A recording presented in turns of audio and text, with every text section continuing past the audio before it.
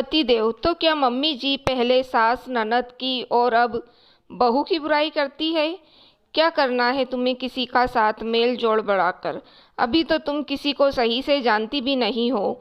यहाँ किसी की आदत सही नहीं, सब इधर की उधर करती है। तुम ये सब रहने दो, अपने घर में मन लगाओ। दिनेश अपनी पत्नी मालिनी से बोला।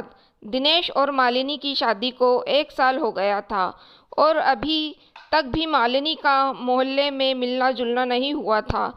जब भी मालिनी किसी से मिलने के लिए कहती तो सास और पति कुछ ना कुछ बहाना बना देते। अब मोहल्ले की बहुएं और दिनेश के दोस्त की पत्नियां मालिनी आपस में मिलने जुलने के लिए जाती कहती, लेकिन मालिनी कभी भी उनको हाँ नहीं कर पाती। हाँ, कुछ दिन पहले ही मालिनी और दिनेश ऑफिस की एक पार्टी में गए थे, तो वहाँ दिनेश के दोस्त की पत्नी अलका ने मालिनी के सामने अपना किटी ग्रुप ज्वाइन करने का ऑफर दिया। बस घर आकर मालिनी ने दिनेश से वही कह रही थी कि मुझे वो किटी ग्रुप ज्वाइन करने दो। दिनेश का कहना था, क्या करोगी उस ग्रुप को ज्वाइन करके? सब इधर उधर की गॉसिप होती है, सब अपनी सास ननद की बुराई करती हैं, फैशन की होड़ लगती है। मेरी इतनी अच्छी पत्नी मुझसे दूर हो जाएगी, जो मैं नहीं चाहता। दिनेश, मम्मी जी भी तो अपनी सहेलियों के साथ कीर्तन करने जाती हैं, जो शाम को मोहल्ले की औरत के घर आना जाना लगा ही रहता है। इसका मतलब वो भी पहले अपनी सास नंद की बुराई करती थीं और अब अपनी बहू की बुराई करती हैं।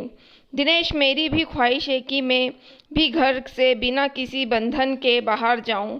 सहेलियों के साथ हमेशा गॉसिप नहीं होती, थोड़ी मस्ती भी होती है और अपना मन हल्का भी किया जाता है।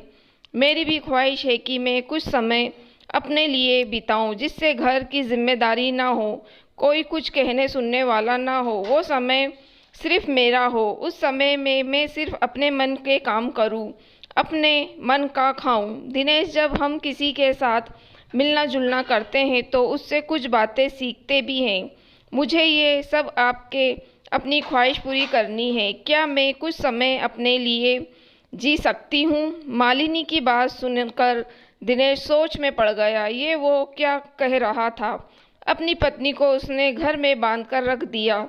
सच में उसका भी तो मन होता होगा कुछ समय के लिए घर से बाहर निकलने का, जब उसके साथ घर की कोई जिम्मेदारी ना हो, वो भी अपने मन की बात किसी से कह सके। दिनेश ने मालिनी को अपनी सहेलियों के साथ मिलने जुलने के लिए हाँ कर दी।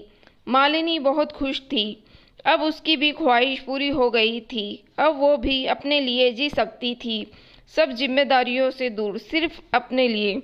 दोस्तों, अगर आपको कहानी पसंद आई हो तो आप मेरी वीडियो को लाइक, शेयर और मेरे चैनल को सब्सक्राइब ज़रूर कीजिएगा।